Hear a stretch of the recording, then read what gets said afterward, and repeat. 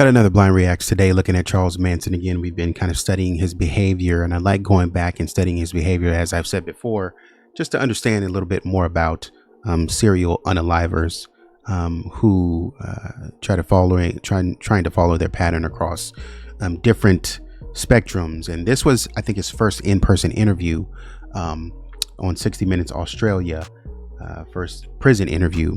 And I think this was in 1981, so we're jumping back a little bit. We started with 87 and then went up to 93, I think, and then we're going back to 81. So we're just going to see what we can find. So let's go.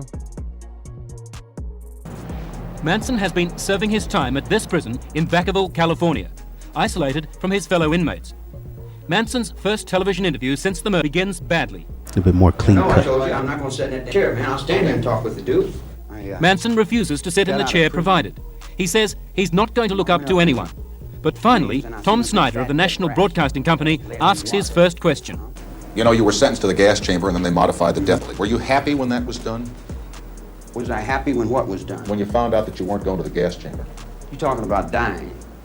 Now, it gets me nervous. Why? Did you have any thoughts about something? Was you wanting to go anywhere? Were you happy when you found out you weren't going to go to the gas chamber, Charles? I knew I wasn't going to go to the gas chamber because I hadn't done anything wrong. This is interesting because we see that in 87, he was more light-hearted in that interview. In 93, he was a little bit more angry and antagonistic. Here, he's angry and antagonistic. He's uncooperative. Doesn't want to answer questions directly. And so we're getting a sort of stabilization of his personality, angry, antagonistic, and defiant. Scared to die? He's playing with chords and not really paying attention to the guy, not giving the person his attention. He does that to sort of indicate that you're not important to me, you're beneath me. I don't want to sit down because I don't want to look up to anyone. And so he wants everybody to be beneath him. And that is the motivation for why you preached what you preached to the people that were following you. Sometimes I feel I'm scared to live. Living is what scares me. Dying is easy. How long have I been in jail? 34 years? 34 years, so... Out of 47, you've been here 34. I've been in jail, prison, a long time, all my life. I was raised up in here. So I understand jail. So I understand myself and I can deal with that. I set my cell and I do my number, like a convict does his number. But there's different colors on different people's backs doing different things. It's a different world. I love the world I live in, too, just like Regan loves the world he lives in. You love the world you live in. Most assuredly, it's me. You love all the pain that you've caused people, all the anguish you've caused. I don't know pain. I don't know pain. I have no depth of pain. I have no depth of suffering. I don't know ridicule. I don't know all the bad things. I haven't been punished by you all my life since I was 10 years old. I've been in every reform school you got across the country and used to lay down and have to get my ass whipped till I couldn't walk. Tell me about some pain. And that's our fault. That's all. Trauma. Like okay, now we see where it's coming from. We see the motivation, the trauma. He feels wrong. Now we see where the injustice is coming from, because I think a lot of this stuff comes from a sense of injustice to where it wasn't rectified. And so now I have to carry out my own kind of justice. Now we see where it comes from. Me being in some sort of reform school and being punished, and I didn't like the way that I was punished. And so that kind of framed the way I looked at the world based on what society did to me. And so he's blaming all of society. If you look at his interviews, he's going to be blaming all of society for this stuff. No fault. Make strong. Good. Pain. Understand pain. Not bad. Pain's not bad. It's good. It teaches you things. It teaches you things. Like when you put your hand in fire, you know not to do that again. Yeah, I understand that. Written accounts indicate that you told the authorities, don't let me out. I can't cope with the outside world. Do you have a recollection of that? You make a desperate plea out of something, man. There's no desperate plea out of it. I say I can't handle the maniacs outside. Let me back in. I didn't use the word desperate. That's your word, Charles. Yeah, well, your inflection and your voice tones were implications there. Well, you use the word maniacs on the outside. How are you different from the maniacs on the outside? And why do you call them maniacs? Because you know something, they think you are one. Yeah. Oh, these interviewers, man, I tell you what, they are questioning his intelligence again, and he hates to to be questioned for his intelligence. He hates that. Diane Sawyer did that and said, are you crazy? And now somebody's coming right back again. But this is the first time I think he's asked that question. So I want to see how he's going to act. Now, when he handled it with Diane Sawyer, he was more philosophical and he didn't get mad. We'll see what he does as a younger person. Yeah, it would reflect. Hold the negative up to the light. You don't see the light, you just see the negative. So I'm a reflection of your negative. There's no doubt about that. And I can handle that also. I've been handling, ain't I?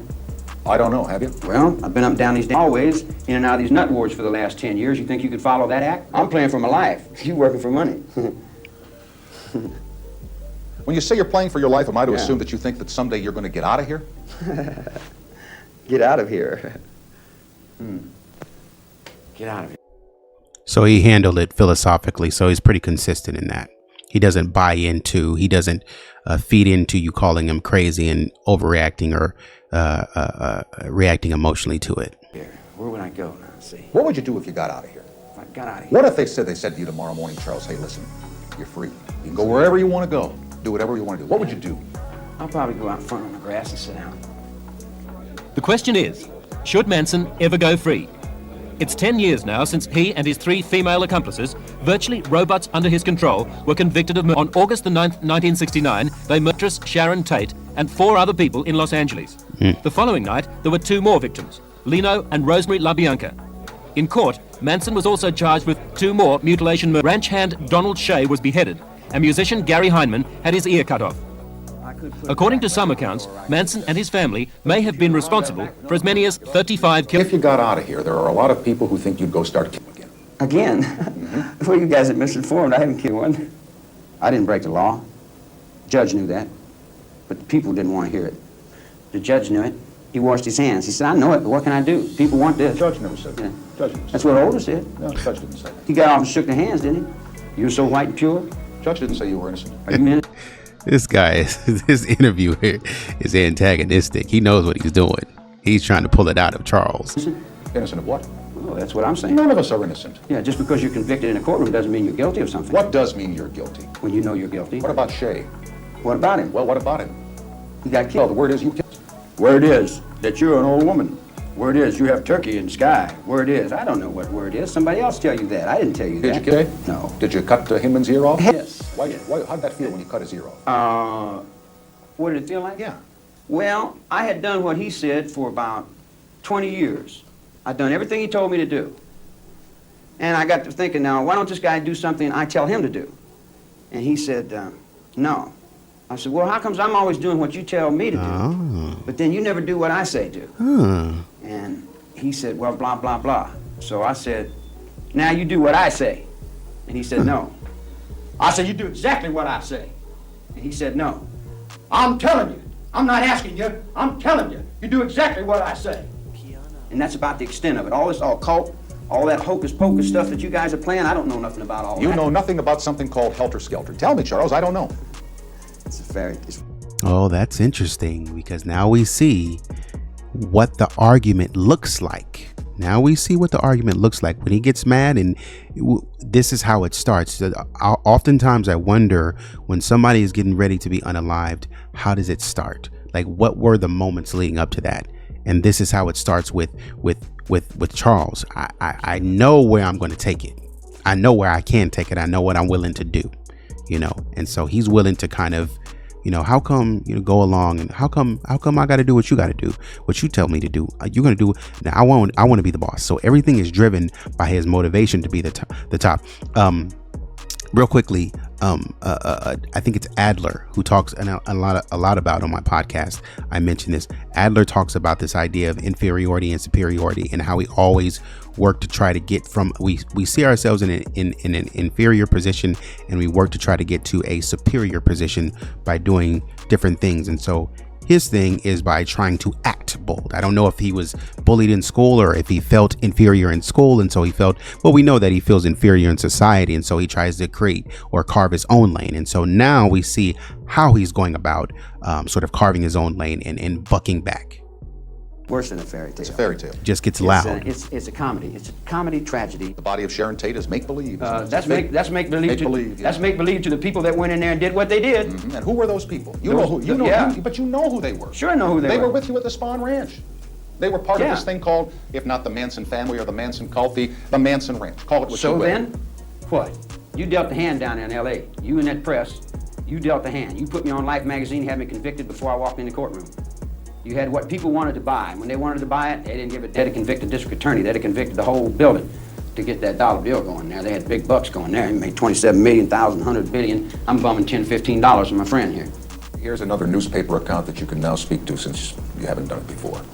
That on the night following the house on Cielo Drive in Los Angeles, you accompanied 4 people to a home occupied by Mr. and Mrs. Leo LaBianca. Yeah. That you went inside that house and you tied them up and assured them that they were not going to be hurt. That you went back outside and sent Kasabian and Krenwinkel and Watson and Atkins inside the house to kill them. True or false? Did you do that? Chair's getting hot, huh? Getting hot. Now he's looking around, not paying attention, not answering the question, taking all day and night. Did you do that? Did I kill one? No. Did you go in and tie up the LaBiancas that night? Very simple question. That night. August 10th, 1969. That night. August the 10th, Did you? 1969. Why duck it? Why dodge it? Why not answer it yes or no once and for all? Put it behind you. He's trying to think of a philosophical answer to flip it. The underworld Did I thing. kill one? Did you tie up the LaBiancas?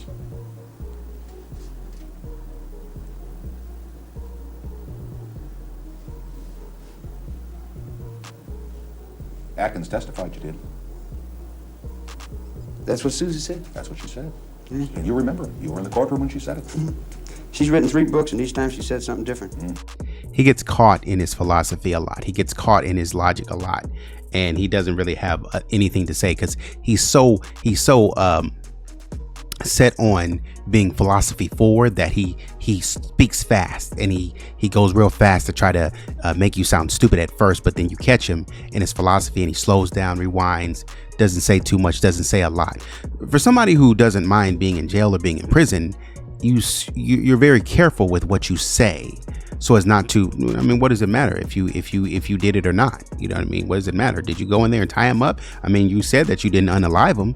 I mean, you're not saying that you did. You're saying you tied him up. I'm asking you what you did, but I think he's scared of, he's slowing down now because he's concerned about where this is going to evolve into. So he's trying to think through what he's going to say. And so now he's steering the conversation away from the fact that whether or not he even tied the guys, the people up. Each time. Did you tie him up? Did I? Well, we came down from Abilene. And Let's stay in Los Angeles, August 10, 1969. there was a hole in the wall gang there. Why don't you want to talk about it, Charles? Why don't you want to? Because I'm an outlaw, and I go so far, and then that's all you know. And if you did, It's like asking Jesse James. and if you and if shoot somebody? and if, as others have written and as others have testified and as the media has reported, you did that. Yeah. And you sent your friends back in to do the deed. Aren't you a Oh, coward? my friends back in to do the terrible deed. Doesn't that The make wicked you? deed. Did we have the castle there with the vampires and the Frankenstein and the bugs and lizards dying in the deserts? Did we have the water that's dying and the whales are being killed, seals are Here we dying? go again. Lay it off on somebody else. Let's Well, point to all the other Oh, injustices. I'm in the world all by myself? Yeah, Yeah. on this one you are. Yeah. Yeah. Who's okay, if that's the way you see it for you. We've never talked about this before, but I'm going to make it. I'm going to try it one more time. Just pull no, the cards out. now, I'm asking- you can see them when I'm You got a finishing. pistol on you? No, sir. They wouldn't let me in here if I had a pistol. You Yeah. know that as well as I do. So why even ask the question? Okay. Well, I just thought you might not like what I've done. You want to do something about it. I don't much care for what you've done. Yeah. A lot of people don't. How do you feel Yeah. about that? A lot of people think you're a monster, Charles. How do you Yeah, feel? they think you're a monster because you reflect this news media on me. Cult leader. I never had long hair before I got busted. I never had a beard before I got busted. Sure. I went to shave and the guy said, no, you can't shave. I said, I need a razor to shave. He said, no, you can't shave. I said, let me get a haircut. He said, no, we want you to change your appearance. They said I had a great family and I was a following and leaders and all that. There wasn't followers and leaders, a bunch of kids out the ranch playing. Motivational point. He mentioned Jesse James. I think as I'm looking at it, Jesse James was, and I've heard of Jesse James before. He mentioned that he was an outlaw like Jesse James. And so Jesse James kind of around 1847 to 1882, train robber, guerrilla leader, I think it said bank robber. those sorts of things. So kind of fancies himself in that underworld, that crime area kind of deal. And so we kind of see who his leaders are, who inspires Charles Manson in a way to do what he does, and who Charles is going to do what he's going to do anyway, but who makes it okay? What gives Charles the thrill to say that I'm just like Babyface Nelson, or I'm just like John Dillinger, or I'm just like, Bonnie and Clyde, these people who came before me. I see myself as the underworld hero is what he's going for. Okay, so we see a little bit more. To me, Playing at what? playing and living. Do you miss women? Certainly. My goodness, yeah, right. Yeah. What do you think of women? Oh, I like them. Yeah, they're nice. They're put together well and everything, and they're soft and spongy. Yeah, they're nice. As long as they keep their mouth shut and do what they're supposed to do, Why do you say that? because that's what a woman's supposed to do. Keep her mouth shut and do what she's supposed to do? Sure. And besides the son that you had in your marriage, you've got, what, 4 other children somewhere? I don't think I've been responsible for as much as you people want to lay on me. All right, somewhere out there, there's at least one son that we know of that's your child, who's probably about 25 or 26 years old. You talk to that kid. What are you going to say to him? You gotta catch it on your own, boy. Train's hard. The road's rough. And that's it. That's all I knew. That's all anyone ever told me. All right. And you want to hear something? Yeah? He'll do it better than me. Do what? Whatever he does, he'll do it a little better. Kids do, don't they? Sometimes. Yeah, that's what makes them such a gas. They always seem to get through. How were you in school? I hear that you weren't too good, but maybe I heard wrong. Depends on which school. I did very well in reform school. I did good in every place that I was ever told to do good in. This journalist is a menace. I've been an outlaw ever since I was born. I went to reform school when I was about 10, and I learned to box and cry, and I learned to do all the things that you do in reform school. Then I escaped there a bunch of times, and I went to prison, and I learned everything that you do in prison. And I talked to all the guys and asked them everything they knew, and they told me all the things they knew. And then I went to the end of it, and then the old man would be ready to die, and he'd say, well, son, sincerity is the best gimmick, remember that. And I said, all right, be sincere, that'll win it. He said, that's it. Sincerity and honesty, he said, will do it. It'll trick them every time. I said, well, sincere and honesty, I never tried that. I tried everything else, but maybe I'll try sincere and honesty. So then I looked in the book, and it says, the wages of sin is death. Now I figured, well, I don't want to die, so maybe I have been sinful here. Maybe I am wrong. Maybe I'll take a look at my life and say, well, I'm going to change it and start all over. And I know I go to God and I say, hey, man, you're going to forgive me? And he's going to say, what do? You forgive you? I mean, what'd you come to me for? Forgive yourself, man. Don't be bothering me. How do you feel about spending the rest of your life in prison? He does this a lot. Like, he just goes off on a wild tangent about nothing that has nothing to do with anything that nobody asked him about. And he's trying to do this as a form of getting his philosophy out there. Well, we're all our own prisons. We each are our own wardens, and we do our own time. We get stuck in our own little trips, and we kind of judge ourselves the way we do. I can't judge nobody else. The best thing I could do is try to judge myself and live with that. Let's assume that one day you were paroled. Let's just Paroled? Well, let's just make believe. Do you ever think you will be? Yeah, do I ever think I will be? Well, I've never been paroled before. I went up to the board, and they said I was incorrigible. And not only was I incorrigible, but that I'd never grow up. And I kind of agreed with them. If you got out tomorrow, do you have any scores to settle on the outside? Scores? No, I do not have any scores out there. And we're making believe, right? Well, I'll tell you, buddy.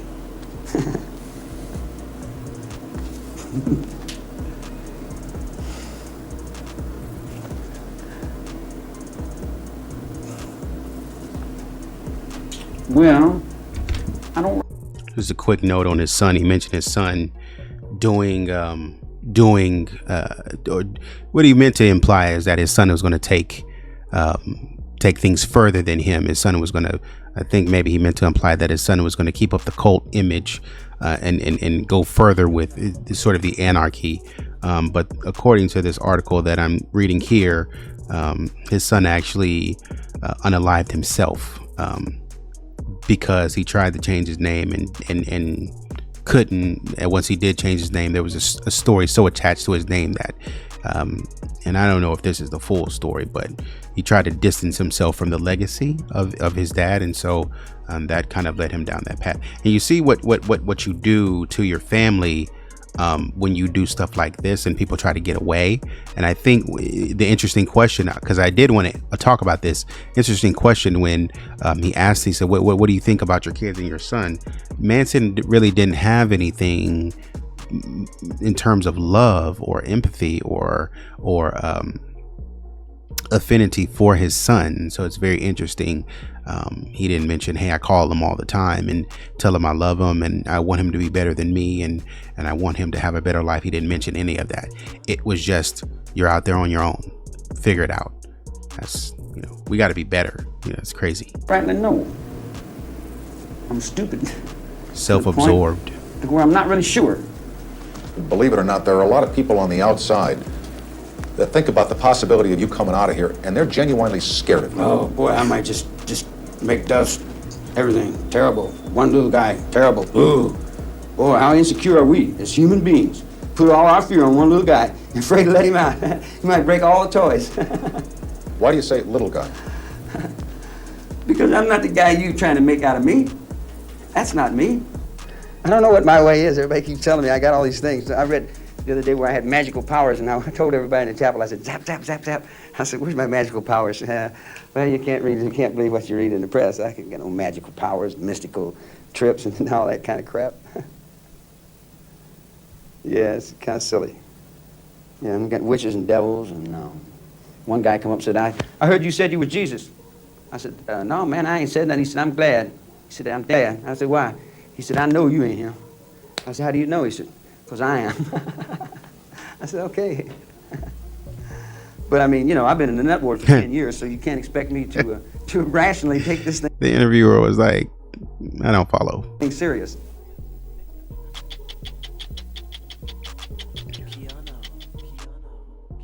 So, very interesting take.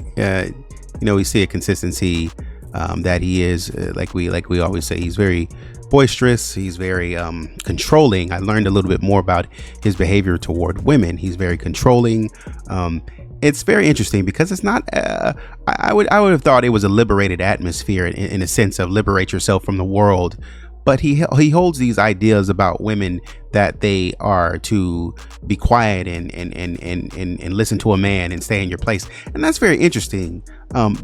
That as an anarchist to the system, I would think that he would, understand women or not put them under a system of patriarchy. And I'm not saying it's wrong or right to for somebody to want to submit their ideals or the way that they live to somebody. I'm not saying that that's wrong or anything. And you love who you love, and you sort of give yourself in a way to people that you love. But it's interesting because Charles doesn't give himself to people, whether he loves them or not. He demands that they give themselves to him, and it could be a way that he preys on women to do his bidding and to follow him as disciples, because they're the easiest in his mind to, and especially at that time, they're the easiest to manipulate in terms of the fact that they will, their mindset is already primed to submit to him as a man, especially around that time. It's 1981, and so their mind is primed to submit to him. But he doesn't seem to have a lot of male followers because he probably knows that he's going to have to fight for domination. There's going to be a question at some point in time. So just like he questioned another guy and then took that guy's spot, he knows that it's possible that somebody does the same thing to him. And so he has to sort of be the only male there. And he also tries to hold himself in high regard in terms of acting like he's pure. Don't question me about what I've done with these women, so on and so forth. So it's very interesting. But that's the video. Got another video on him that I really want to look at and kind of see a little bit more about him. And then I'll kind of be cool on Manson for a while until something else comes up or whatever. But I appreciate you watching. Like, share, subscribe, comment. Let me know what you like about this video. Until next time, take it easy.